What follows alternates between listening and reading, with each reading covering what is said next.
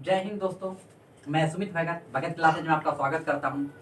रोज की तरह आज की भी क्लास की स्टार्ट हम लोग एक छोटे से कविता के साथ करेंगे जो इस प्रकार है।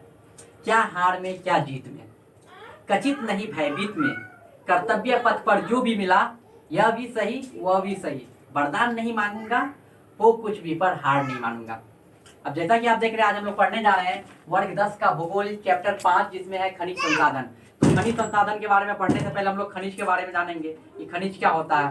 तो खनिज एक ऐसा, कहने का मतलब, भौतिक पदार्थ है जो प्राकृतिक में स्वतः पाए जाते हैं और इसकी एक निश्चित आंतरिक संरचना होती है। और जैसा कि आप देख रहे हैं, खनिज बहुत प्रकार के होते हैं, बहुत तरह के खनिज हमारे देश में पाए जाते हैं। कहने का मतलब क्या है, भारत का जो था आर्थिक विकास मुख्य रूप से खनिज पर टिका हुआ है। और भारत में जो है लगभग में हजारों प्रकार के खनिज पाए जाते हैं, जिनमें से 100 जो होता है भारत में प्रमुख खनिज है।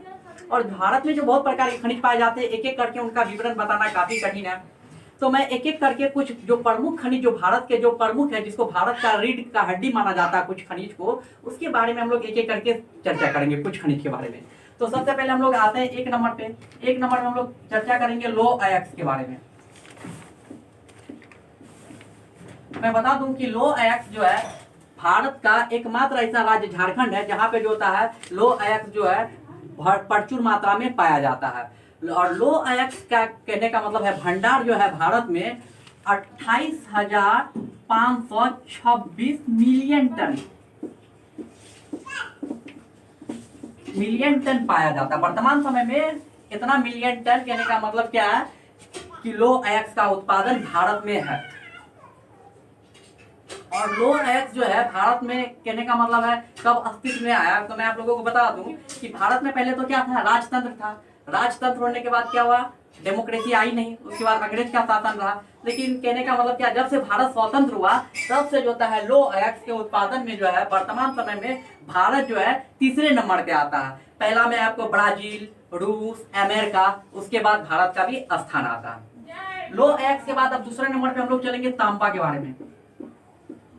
तांबा, तो मैं आप लोगों को बता दूं तांबा, तो जनरली हम लोग से एक क्वेश्चन भी पूछा जाता है कि तांबा का निष्कर्षण की व्याख्या कीजिए। तो थोड़ा सा हम लोग तांबा के बारे में जानेंगे। तो तांबा होता क्या है, तांबा बिजली का सुचालक होता है। और इसका उपयोग जो होता है क्या चीज में किया जाता है, जनरली हम लोग देखते हैं कि इसका उपयोग क्या चीज में किया जाता है, बिजली के उपकरण बनाने में किया जाता है। और प्राचीन समय में जो है तांबा का उपयोग बर्तन बनाने में और सिक्के बनाने में, जो भी राजा महाराजा अपने समय में जो सिक्का जारी करते थे, वो क्या चीज का बना होता था, वो तांबा का ही बना होता था। और तांबा और जस्ता दोनों को मिला करके क्या किया जाता है, पीतल तैयार किया जाता है। और भारत में जो होता है तांबा का, जो कहने का मतलब क्या है कि उत्पादन जो है 1951 ईस्वी, कहने का मतलब है 1951 से तांबा का जो होता है जो भी उत्पादन होता है ये भारत के अस्तित्व में आई। क्योंकि 1947 तक हम लोग जानते थे कि हम लोग क्या थे, पूरा तरीका से क्या थे, अंग्रेज का गुलाम थे। वो लोग हमारे देश से कितने मात्रा में खनिज ले गए, कितने मात्रा में खनिज क्या किया, हम लोगों को किसी प्रकार का कोई डाटा पता नहीं था। उससे पहले तो राजा का ही शासन चलता था। लेकिन 1951 के बाद जो था तांबा उत्पादन में भारत का एक नया अस्तित्व आया। और भारत जो है लगभग में वर्तमान समय में तांबा के उत्पादन में विश्व में दूसरे स्थान पे आता है। और 1951 से तांबा का जो जितनी भी उत्पादन की गई है उसकी सारी डाटा जो है भारत सरकार के पास है। और तांबा का उत्पादन जो है भारत में, मैं आप लोगों को बता दूं कि वर्तमान समय में जो है तांबा का उत्पादन जो है भारत में 2536 टन मिलियन किया जाता है। अब तांबा के बाद हम लोग चलते हैं तीसरा नंबर पे। तीसरा नंबर पे आप देख रहे हैं चूना पत्थर। जनरली चूना पत्थर, तो चूना पत्थर होता क्या है, तो हम लोग जनरली जानते हैं चूना पत्थर का उपयोग हम लोग क्या करते हैं, सीमेंट उद्योग में करते हैं। और सीमेंट बनाने के लिए जो होता है ये चूना पत्थर जो है एक प्रमुख कच्चा माल माना जाता है। और चूना पत्थर का जो उत्पादन भारत के बहुत सारे राज्यों में किया जाता है, जैसे आप गुजरात देख लीजिए, आंध्र प्रदेश देख लीजिए, राजस्थान देख लीजिए, मध्य प्रदेश देख लीजिए, इस सब राज्यों में क्या किया जाता है, चूना पत्थर उत्पादित किया जाता है। और चूना पत्थर पाया कहाँ पे जाता है, ये आता कहाँ से है, तो जनरली चूना पत्थर जिससे हम लोग सीमेंट बनाते हैं वो अपसादी चट्टानों में पाए जाते हैं। अपसादी चट्टान का ही वह एक रूप है। और ऐसा माना जाता है कि भारत में वर्तमान समय में चूना पत्थर का जो कहने का मतलब भंडार जो है 1,84,996 टन,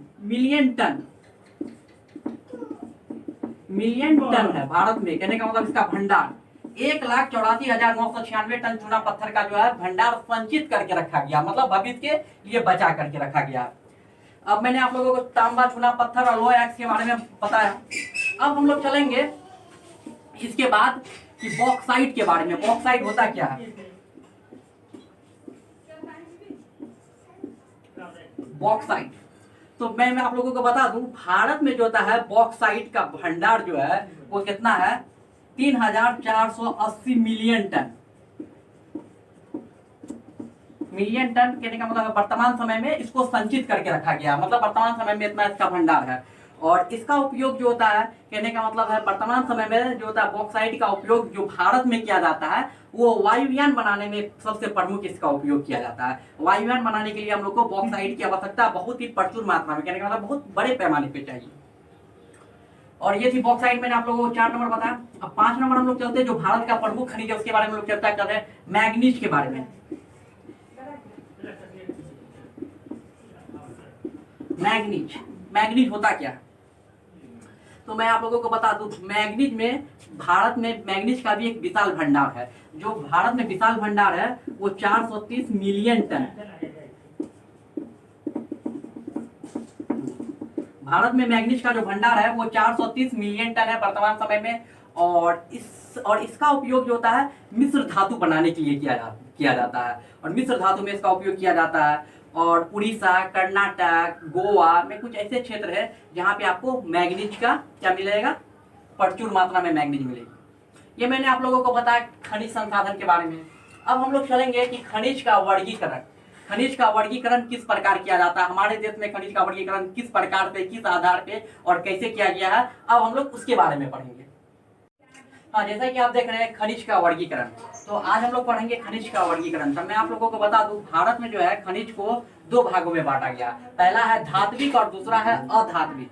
तो धात्विक क्या होता है और अधात्विक क्या होता है, पहले इसके बारे में जानेंगे। सबसे पहले हम लोग चलते हैं धात्विक खनिज। तो धात्विक खनिज वह है जिनका उपयोग उर्वरक तथा रसायन उद्योग में किया जाता है। और धात्विक खनिज जो है अग्नेय चट्टानों में पाए जाते हैं और यह काफी चमकीले होते हैं। और दूसरा में हम लोग चलते हैं अधात्विक। अधात्विक क्या होता है? अधात्विक कहने का मतलब है एक कठोर प्रकार का एक खनिज होता है और इसको पीटने पे टन टन की क्या करती है, ध्वनि सुनाई देती है। और यह काफी, इसमें किसी प्रकार की कोई चमक नहीं होती और यह काफी कठोर होती है। मैंने आप लोगों को धात्विक और धात्विक खनिज के बारे में बताया। अब हम लोग चलेंगे, कहने का मतलब धात्विक खनिज को 4 भागों में बांटा गया। सबसे पहले लोहा। लोहा को हम लोग आयरन बोलते हैं, तो लोहा के बारे में आप लोग जानते ही होंगे। लोहा के बाद दूसरा आता है आपको लोह धातु। लोह धातु में क्या आता है? Manganese, chromium, nickel, tungsten, cobalt. तीसरा में आता है अलोह धातु, ये धात्विक खनिज का ही प्रकार है। तीसरा में अलोह धातु। अलोह धातु में तांबा, टीन, एल्युमिनियम, सीसा और जस्ता। और चौथा आप देख रहे हैं बहुमूल्य धातु। बहुमूल्य धातु नाम से ही पता चलता है, बहुमूल्य जो बेशुमार हो, जो बहुत ज्यादा कीमत हो जिसकी, सोना, चांदी, प्लेटिनम। और इसमें जो होता है यूरेनियम और थोरेसियस, दोनों को जो होता है बहुमूल्य धातु के अंतर्गत ही लाया जाता है इसको। और दूसरा जैसे आप देख रहे हैं, हम चल रहे हैं अधात्विक खनिज। अधात्विक खनिज, तो अधात्विक खनिज के बारे में हम लोग जानेंगे। अधात्विक खनिज को जो होता है 3 भागों में बांटा गया है। पहला आता है चट्टान। चट्टान को हम लोग कुछ भी बोल सकते हैं, हम लोग इसको माउंटेन के नाम से भी डिनोट करते हैं, स्टोन भी बोलते हैं, चट्टान। तो चट्टान जनरली चट्टान ही होता है, बहुत प्रकार का चट्टान पाया जाता है भारत में। और दूसरा में आप देख रहे हैं, इसको बोलते हैं धात्विक खनिज में ये आता है अभ्रक, हीरा, ग्रेफाइट, पोटास, सोडा, उर्वरक। और तीसरा है खनिज ईंधन। खनिज ईंधन में क्या आता है?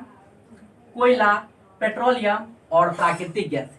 ये थी मैंने आप लोगों को खनिज के बारे में बताया, खनिज का वर्गीकरण। अगर आप लोगों को किसी प्रकार का कोई प्रश्न हो या किसी प्रकार का नोट्स चाहिए तो आप मेरे टेलीग्राम पे मुझे फॉलो कर सकते हैं। और किसी प्रकार की दिक्कत हो तो आप क्या कर सकते हैं, कमेंट बॉक्स में डाल सकते हैं। मेरी आप लोगों से यही अनुरोध है, खास करके बिहार बोर्ड के 10 क्लास के छात्रों से, कि आप लोगों के पास समय कम है, अपने स्टडी पे ज़्यादा से ज़्यादा फोकस दीजिए। तब तक के लिए जय हिंद, जय भारत।